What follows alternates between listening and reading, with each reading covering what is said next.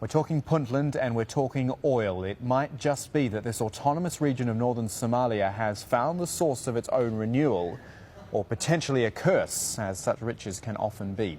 What's for sure is that for the first time in 20 years, companies are drilling for oil in Puntland.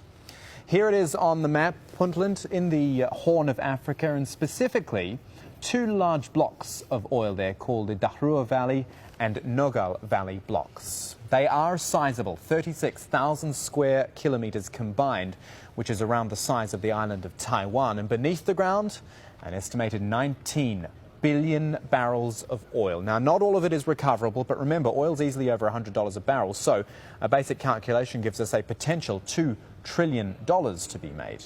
Compare that to the size of the Puntland economy on its own, just $5.9 billion in 2010, with a meagre average income per capita of just $600.